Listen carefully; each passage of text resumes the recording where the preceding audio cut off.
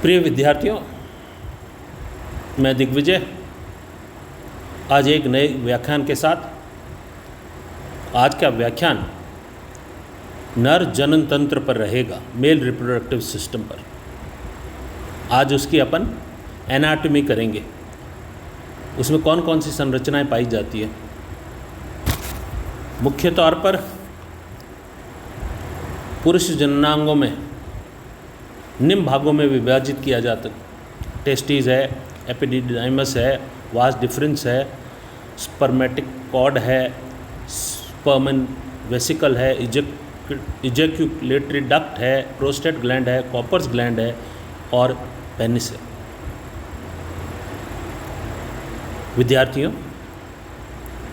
आपको ध्यान रहे, अपना शरीर उदर भाग में दो हिस्सों में बटा होता है। इसको बांटने वाली डायफ्राम होती है, जो अपने रिब केज है उसके नीचे पाई जाती है।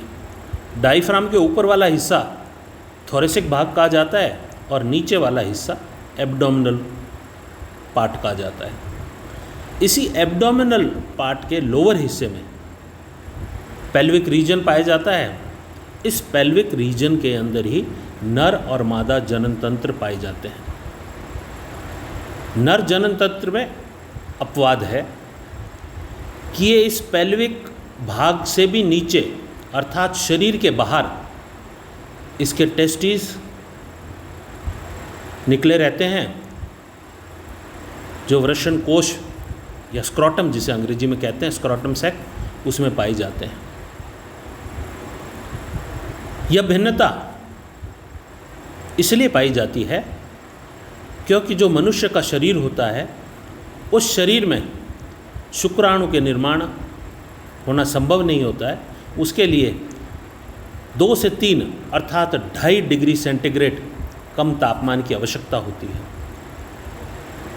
इसलिए शरीर के अंदर शुक्राणु बनेंगे नहीं, इसलिए अपने ये विशेषता पाई जाती है कि टेस्टिस नीचे शरीर से बाहर स्क्रोटम सेक्स के अंदर आ जाती है और टेम्परेचर जो चाहिए वो 2 से 3 डिग्री अर्थात 2.5 डिग्री टेम्परेचर कम होने पर यहाँ पर शुक्राणु का निर्माण होता है।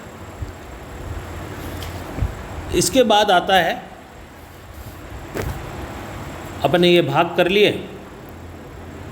इन भागों को मोटे तौर पर अगर अपन विभाजित करें तो एक तो टेस्टिस भाग हो सकता है, एक जनन वाहिका रिप्रोडक्टिव टेक्स हो सकती है, एक कॉपुलेटरी ऑर्गन्स मैथुन अंग हो सकते हैं, एक सहायक ग्रंथियां हो सकती है।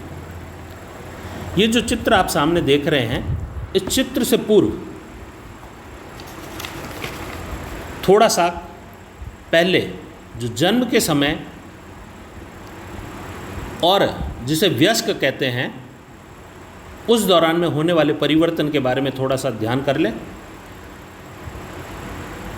कि बालक जब तक होता है वो लगभग 13-14 साल की जब अवस्था में आता है, जिसे प्यूबर्टी पार्ट कहा जाता है, प्यूबर्टी, उस दौरान के अंदर अपने हार्मोन्स का रोल शुरू होता है। पिट्यूटरी के अग्रभाग से LH ल्यूटिनाइजिंग हार्मोन का श्रवण होता है और इस श्रवण से टेस्टिस को वो स्टिमुलेट करती है टेस्टोस्टेरोन प्रोड्यूस करने के लिए। उस टेस्टोस्टेरोन प्रोडक्शन जो 13-14 साल की अवस्था में होता है, अब धीरे धीरे उसके कारण से अपने यहाँ जिन्हें सेकेंडरी सेक्सुअल कैरेक्टर्स का है वो विकसित होने दिखते हैं, जैसे आवाज़ में परिवर्तन, छाती पर बाल आना, मुंह चुभना और स्पर्म की प्रक्रिया यह भी बनना शुरू हो जाती है। स्पर्म की प्रक्रिया का मैच्योरेशन के अंदर पिट्यूटरी के अग्रभाग के ही FSH follicle stimulating hormone,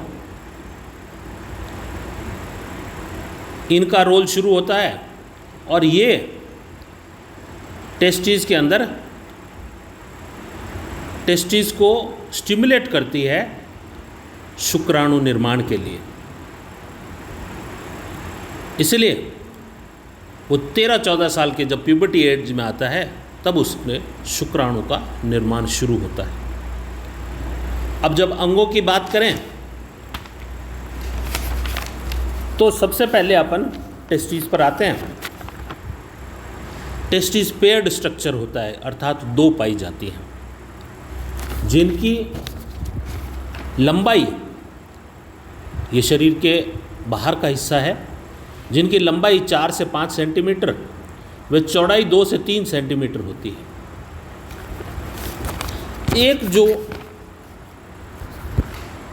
testis है इसके अंदर 200 से 300 लोब्यूल्स पाए जाते हैं, अर्थात एनसीईआरटी की किताब में जब देखेंगे तो इसको 250 लिखा हुआ है, 250 लोब्यूल्स पाए जाते हैं। और हर एक लोब्यूल के अंदर 2 से 3 ट्यूब्यूल पाई जाती है। यह ट्यूब्यूल्स सेमिनिफेरस ट्यूब्यूल्स हैं। यह वह स्थान है जहाँ पर स्पर्मेटोजोआ का निर्माण होता है, अर्थात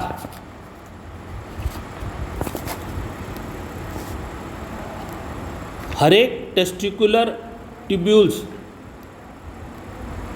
लगभग 250 हैं और हर एक ट्यूब्यूल के अंदर 1 से 3 सेमिनिफेरस ट्यूब्यूल्स हैं। अगर इसका आंकड़ा गणित के हिसाब से लगाएं तो अधिकतम 750 सेमिनिफेरस ट्यूब्यूल्स एक टेस्टिस में पाए जाते हैं। अब जब आगे टेस्टिस का स्ट्रक्चर और डिटेल में करेंगे तो आपको इसके बारे में पूरी जानकारी मिलेगी, लेकिन मोटे तौर पर इस टेस्टिस के अंदर मेल जर्म सेल्स और सर्टोरी सेल्स पाए जाते हैं। मेल जर्म सेल्स तो शुक्राणु का निर्माण करेंगे और ये जो सर्टोरी सेल्स हैं ये इसके पोषण का कार्य करती है।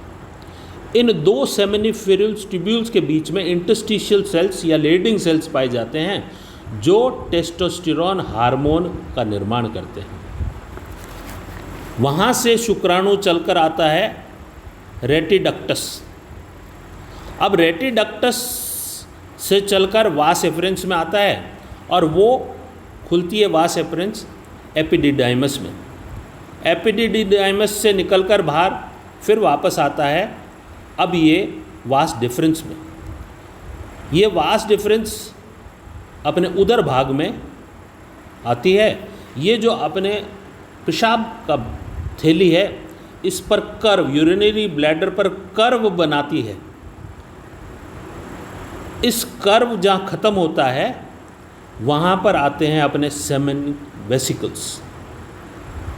अब यहाँ पर 3 चीज़ आएंगी, सेमिनी वेसिकल्स भी आ रही हैं और 2 अपने जिन ग्रंथियों की बात की थी वो 2 ग्रंथियाँ यहाँ आती है। एक कहलाती है प्रोस्टेट ग्लैंड, दूसरा bulbourethral gland, Cowper's gland. ये तीनों खुलती है इजैकुलेटरी डक्ट के माध्यम से यूरिथ्रा के अंदर। अब यूरिथ्रा से आगे का रास्ता यूरोजेनाइटल डक्ट कहलाता है, क्योंकि इससे पेशाब और शुक्राणु दोनों एक ही रास्ते से नीचे की ओर आते हैं। अब जब अपन एक एक इनकी बात करते हैं, ये चित्र वो सारी चीज़ें एक आसान चित्र जो सारी चीज़ें अभी मैंने बोली है वो सारा दर्शा रहा है। इससे आगे की ओर जाते ये सजाइटल सेक्शन है कि किस प्रकार से काट करते हैं तो अपने को ये सारी चीज़ें दिखती है। यह डायग्राम आपके लिए इसीलिए दिखाया गया है कि आपको और अधिक स्पष्टता हो। अब आता है अपने टेस्टिस पार्ट के ऊपर। टेस्टिस पर आने से पहले एक बार पुनः मैं आपको ये जो 3 चीज़ें अपन ने बात की है, सेमिनी वेसिकल, प्रोस्टेट और बल्बो यूरिथ्रल ग्लैंड जिसको कॉपर्स ग्लैंड कहते हैं, इन तीनों के बारे में भी एक बार चर्चा करेंगे। सेमिनी वेसिकल्स शुक्राणु के साथ में मिलकर सीमेन कहलाता है। इस सीमेन के अंदर शुक्राणु भी होते हैं और फ्लूइड भी होता है। इस फ्लूइड के अंदर कैल्शियम, एंजाइम्स, फ्रक्टोज और म्यूकस, ये सब चीज़ पाई जाती है। अब एक एक के बारे में बात करता हूँ। तो सबसे पहले सेमिनिकल वेसिकल में जो फ्लूइड पाया जाता है उसके अंदर 3 चीज़ मिलती है अपने को। कैल्शियम मिलेगा, एंजाइम मिलेगी और फ्रक्टोज मिलेगा। सबसे पहले फ्रक्टोज की बात करें तो फ्रक्टोज की आवश्यकता इस शुक्राणु को अपने जीवन को बनाए रखने और सक्रियता को बनाए रखने के लिए काम के लिए होती है। इसी प्रकार से जो एंजाइम्स है वो भी इसी काम के लिए होते हैं। और जो कैल्शियम होती है वो कैल्शियम प्रोस्टेट द्वारा भी और इस फ्लूइड के सेमिनल वेसिकल में भी ये पाई जाती है। ये 2 काम करती है। ये एक अल्कलाइन मीडियम बनाती है। ध्यान रहे, जहाँ इनका गंतव्य है, जहाँ इनको पहुँचना है शुक्राणु को, उस मादा के एक्सटर्नल जेनिटेलिया में एसिडिक एनवायरनमेंट होता है। उस एसिडिक एनवायरनमेंट में शुक्राणु नष्ट न हो जाए, इसलिए इस फ्लूइड, ये सीमेन है, ये बहुत अल्कलाइन होता है। अल्कलाइन कैल्शियम की उपस्थिति के कारण होता है और अल्कलाइन के कारण वहाँ जाकर ये एसिडिक मीडियम को न्यूट्रलाइज करता है और शुक्राणु को भीतर प्रवेश करने में सहायता प्रदान करता है। अब आता है प्रोस्टेट ग्लैंड क्या करता है। प्रोस्टेट ग्लैंड भी 2 ही कार्य करता है। प्रोस्टेट अल्कलाइन फ्लूइड भी बनाता है और साथ में वो एक प्रेशर, एक दाब एग्जर्ट करता है जिसके द्वारा शुक्राणु एक प्रेशर के साथ बाहर निकाले जा सकें और उल्टी दिशा में इनका मूवमेंट रोका जा सके। ये जो बल्बो यूरेथ्रल ग्लैंड है वो वैज्ञानिक जिन्होंने इसकी खोज की थी, कॉपर्स, उनके नाम से भी बोला जाता है। इसलिए कई किताबों में आप बल्बो यूरेथ्रल ग्लैंड देखेंगे, कई में कॉपर्स ग्लैंड देखेंगे। ये एक बहुत गाढ़ा म्यूकस स्रावित करता है। इसका कार्य लुब्रिकेटिंग का है। ये लुब्रिकेटिंग प्रदान करता है। उसके बाद में जो अपना आखिरी स्ट्रक्चर है वो ये टेस्टिस का है कि इस टेस्टिस के अंदर किस प्रकार से जो सबसे छोटा भाग जिसकी बात की है मैंने, सेमिनिफेरस ट्यूब्यूल्स, जहाँ पर स्पर्मेटोजोआ का निर्माण होता है, वहाँ से ये चलकर आता है इन रेटिडेक्टस में, वहाँ से वास एफरेंस के अंदर आता है। और आप देखेंगे ये 2 भाग जो है टेस्टिकुलर ट्यूब्यूल्स और रेटिडक्टस, ये दोनों मिलकर बनाते हैं टेस्टिस का। स्क्रोटम के अंदर इतना ही भाग रहता है, बाकी सारा भाग धीरे धीरे एब्डोमेन की ओर आ जाता है। आज का व्याख्यान इतना ही। इसके बाद में अगले पर अपन कल वाले व्याख्यान में मादा जनन तंत्र के बारे में चर्चा करेंगे। धन्यवाद।